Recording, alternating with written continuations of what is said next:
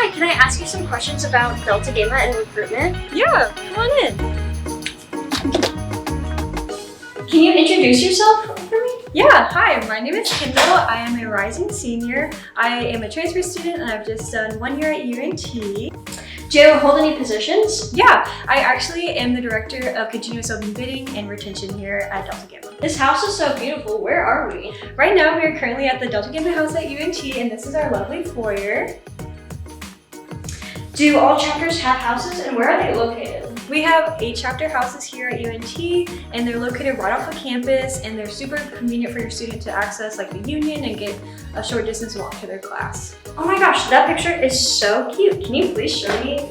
Yeah, these are our founders. This is Eva, Anna, and Mary. They are the founders of Delta Gamma and we were founded in 1873. This anchor is so pretty. Can you tell me more about it? Oh, yeah, the anchor is our symbol here at Delta Gamma, and this anchor is actually embedded in our house, and we are one of 3 houses that has an embedded anchor, and we recently had a house renovation, and we have new floors here. Can you tell me about that picture over there?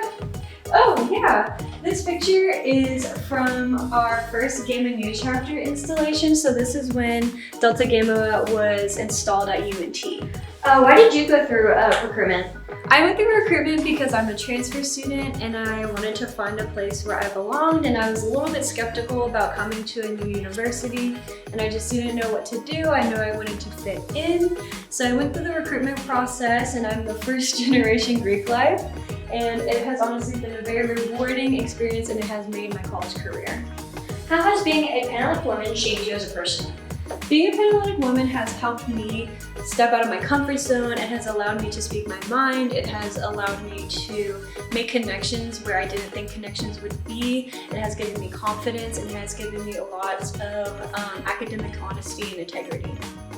I really don't know that much about formal recruitment. What is it? Formal recruitment is a week-long process at the beginning of the fall semester, and it's basically your student, not you, coming and meeting different Panhellenic women. You'll meet all 8 chapters here, and they are just kind of getting a get to know you style. When is formal recruitment? Formal recruitment occurs August 25th through the 29th. The 29th is bid day, but your student will have to come to formal recruitment orientation, which is August 23rd. Then what is COB? COB stands for Continuous Open Bidding. It is informal recruitment. It is kind of a more relaxed environment for those more introverted students. It typically occurs right after formal recruitment in the fall, and some chapters do participate in the spring. Who can go through recruitment? Anyone, not just freshmen, can go through recruitment. So transfer students, non-traditional students. Panhellenic does not discriminate against race, age, ethnicity, and or sexual orientation. How do students sign up for recruitment? You can go through the Panhellenic website and it has a separate link that you can click on, and it just it's like a little application that you can register for recruitment. Or I know many chapters are tabling at freshman orientation if your student is doing that, and they can answer any questions and they may have some QR codes that you can scan. What are the requirements to participate? You have to meet a general GPA requirement. So for incoming freshmen, it's going to be a 2.75, and then for collegiate affiliation, it's going to be a 2.5. You're going to need your official transcript, and then UNT requires like alcohol training videos that your student needs to have complete before recruitment starts. What is Panhellenic? Panhellenic is a governing council that is made up of an executive board from 8 different chapters that we have here on campus. They just kind of promote making bonds with our local chapters here and other councils here on UNT. What is the purpose of P&M orientation? P&M orientation just allows your students to get the schedule for day 1, and it kind of gives them like an itinerary of kind of what to wear on each day. It allows them to meet their group of women that they're going to be with on day 1. They also get a ROGAM, and they get to meet with them and just kind of get them pumped up and excited for recruitment. Then what is a ROGAM?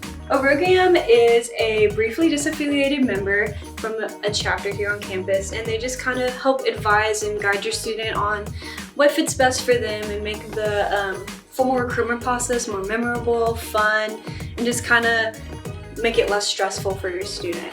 What is the different recruitment days? So your student will go and see all 8 houses. Then day 2 will be a house tour where your students get to walk around and look at it. Day 3, you'll kind of learn about each house's philanthropy. And then day 4 is called preference. So your student kind of makes their last decision on their 2 houses that they have left and just kind of see what fits them. How many houses will my students see each day? So the first day you're going to visit about 8 houses, and then it goes down by 2 each day. How does UNT formal recruitment compare to other schools? UNT formal recruitment is a very relaxed and inclusive environment. It's definitely not what you see on social media. It allows your students to be their true self with each house. Yes, your student wants to find their home, and we want your student to find your home, but we also don't want it to be stressful for your students. So UNT's Greek life has been very inclusive, very helpful, very friendship gaining. So how does UNT Greek life compare to the pop culture representation of Greek life? Pop culture representation of Greek life is very bad, and those in Greek life know that it's not as bad, but those that aren't in Greek life don't understand Greek life.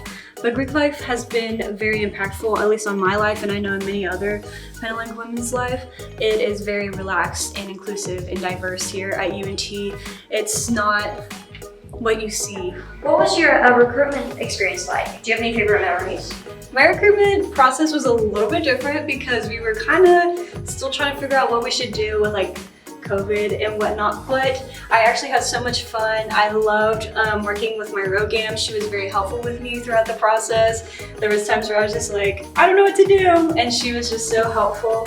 I loved meeting all the Panhellenic women here and just having kind of like a different connection even if I didn't go to that chapter. How can I find out more about each chapter before recruitment? You can go to the Panhellenic website and it'll have like anything specific that you're needing and looking into for each chapter. And you can also reach out to the Panhellenic Instagram if you have any questions for them.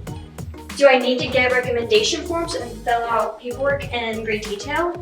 Recommendation forms are not required, but they are highly recommended because these recommendation forms just kind of help out your student. At least for Delta Gamma, you don't have to have an alumni recommendation letter. It can be someone who just knows you personally and just speaks highly of you and your values, just so Delta Gamma can know who you are. Are chapters fully operated by the collegians? No, they're not. We have a team of advisors who are alumni, either with our chapter, which is Gamma Nu, or just any other chapters of Delta Gamma. We also have many UNT staff that kind of help us out when needed. Now that we're downstairs, what room are we walking into? We're going into our kitchen currently. And hi, Isa, what are you up to? Hey, I'm just getting some water. Oh, nice. Hey, so we were just talking to Kendall about chapter and chapter operations. Can you tell me a little bit more about what do finances look like in a sorority? Yeah. Every chapter has their own financial obligations, but Delta Gamma, we try and make things a little bit more accessible, such as having payment plans, scholarships, and financial aid. I've heard about hazing in chapters. Does UNT Panhellenic sororities haze? UNT and Delta Gamma are staunchly anti-hazing. We have anti-hazing seminars, and we also participate in dry events. What time commitments are expected of my student in a chapter? There is a minimum commitment of 1 meeting a week, and then there can also be more personal commitments, such as joining committees or taking on leadership roles. How is Greek life different from other clubs and organizations like this? Greek life definitely just provides a much more well-rounded experience, whereas some groups can only have like cultural interests or educational interests. Delta Gamma tries to incorporate everything. How does Greek life keep students involved? There are lots of different ways where people can be involved both in campus and in the organization. We participate heavily in homecoming, other philanthropy events, and we also are encouraged to participate in other organizations. How does UNT Panhellenic compare to the many stereotypes associated with being in a sorority?